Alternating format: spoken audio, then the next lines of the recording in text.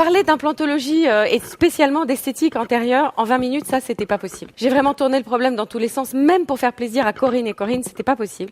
Alors j'ai décidé de partager avec vous mon expérience sur un sujet que je connais bien, qui est l'édentement unitaire antérieur. Alors vous voyez ici, je fais à peu près une centaine d'incisives de canines ou d'incisives latérales par an. Donc ce sont des patients qui consultent pour une seule dent au milieu d'un sourire. Et en fait, ces patients attendent de nous qu'on leur donne la copie de leurs dents. Et vous, comme moi, pour ceux qui font de l'implantologie, vous savez qu'hélas, un implant n'est pas une dent. Alors, je vais vous faire cadeau de tous les schémas sur les fibres, etc. Donc, quand on arrive à un résultat comme les photos du dessus, nous, on sait les nuits que ça nous a donné pour travailler ça. Vous verrez l'autre partie du tableau tout à l'heure en fin de présentation. Alors, il y a deux choses qu'on ne peut pas changer en implantologie. C'est le temps de la cicatrisation, la physiologie osseuse et la perte osseuse. Quand on enlève une dent, on perd de l'os. Ça, c'est deux choses qu'on ne peut pas changer. En revanche, on peut peut-être jouer avec le temps, justement, pour essayer de limiter cette perte osseuse post-extractionnelle, pour optimiser la cicatrisation et pour augmenter et pérenniser le succès esthétique. Alors on perd de l'os, ça on le sait. On le sait d'après toutes les études de Arroyo, de Linde, vous le savez. Et on le sait d'après cette étude de Chapuis sur les humains qui nous dit que en fait, on perd 2 à 3 fois et demi plus d'os lorsqu'on extrait une dent chez l'humain que chez le chien. On sait aussi qu'on perd plus d'os dans la zone centrale. Alors, on va dire la zone centrale, c'est celle-là. Donc, on perd plus d'os dans la zone centrale que dans les zones proximales de l'alvéole. Et enfin, quelque chose à ne pas oublier, c'est qu'on perd plus d'os chez les phénotypes fins. Ça veut dire qu'ils ont une corticale vestibulaire inférieure à 1 mm. Dans cette étude, 69% des gens avaient une corticale inférieure à 1 mm. De façon générale, d'après la littérature, plus de 60% de la population a un phénotype fin. Donc, voyez les angoisses qu'on peut avoir. Ça, c'était une étude à 8 semaines. Mais sauf que cette perte osseuse, elle continue. Donc, Arroyo, Linde et Misawa nous disent qu'à 1 an, on a des crêtes osseuses triangulaires parce que cette perte osseuse, elle continue. Donc ça s'arrête pas à 8 semaines ni à 3 mois comme on peut le penser, ça continue. Alors comment est-ce qu'on va traiter tous ces cas? Est-ce qu'on peut essayer de trouver un protocole? Il n'y a pas de consensus. Qu'est-ce qu'on peut faire? Alors il y a eu une première classification donnée par Kaplanis en 2005 qui, en fonction de tous les facteurs que vous voyez, nous proposait des traitements en 1 temps, 2 temps, voire même 3 temps. Bon, ça c'était en 2005.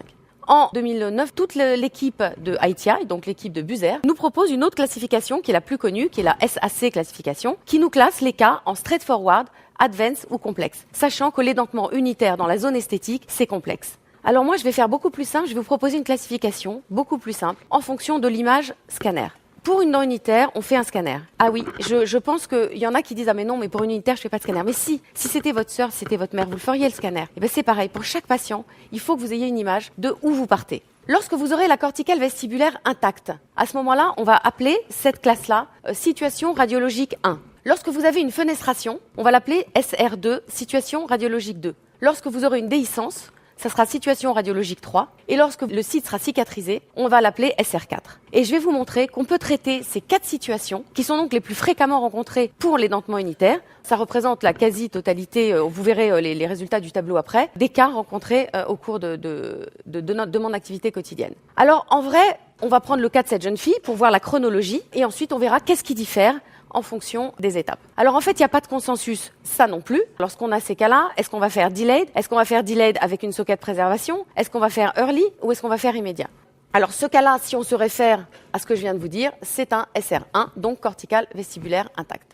Parce qu'on va être minimalement invasif, on va faire une chirurgie sans lambeaux, flapless ou à minima. Parce qu'on veut limiter la résorption osseuse, on va faire une implantation immédiate et on va faire une augmentation osseuse. Parce qu'on veut limiter les complications et surtout avoir une stabilité dans le temps, on va faire une augmentation de tissu mou. Et parce qu'on veut des papilles et on veut qu'elles restent, on va faire une temporisation immédiate. Donc vous avez devant vous les 5 clés du succès qui doivent être ensemble. On ne peut pas utiliser une partie. Si vous voulez que le traitement soit reproductible, il faut que vous utilisiez à chaque fois ces 5 clés du succès. En anglais, l'Aesthetic Single Stage Surgery Concept. Alors ça marche aussi bien en principe de chirurgie unique, de chirurgie globale. Et cette chirurgie unique, elle va vous permettre de coupler la cicatrisation alvéolaire avec la cicatrisation implantaire, donc l'osséo-intégration, tout en faisant une préservation, une régénération avec l'implant en place. Alors bien sûr, on va avoir une cicatrisation qui est plus perturbée, donc un résultat qui sera optimisé. Vous avez une seule intervention, donc beaucoup moins de risques de complications. On va avoir un succès esthétique et surtout une satisfaction des patients qui sera augmentée pour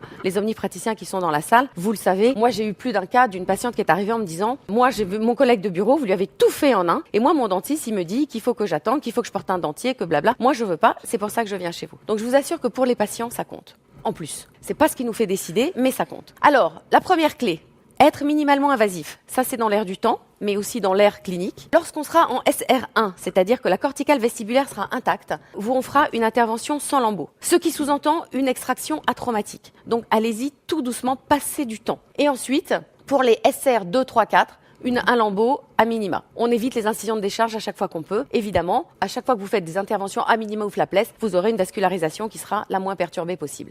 L'implantation immédiate sera pour tous les quatre SR1, SR2, SR3 et SR4. Pourquoi ? Parce qu'on sait qu'on a les mêmes taux de survie. On n'a même pas de différence entre les échecs, les complications, et évidemment la satisfaction des patients. Et la fameuse étude tant critiquée de Esposito et toute son équipe qui disent qu'on a une meilleure esthétique pour les implants immédiats. 2 conditions indispensables. La stabilité primaire et la position de l'implant dans les 3 dimensions de l'espace. S'il y a des implantos dans la salle, ils savent de quoi je parle. La position de l'implant, c'est l'élément fondamental de la réussite de vos traitements esthétiques.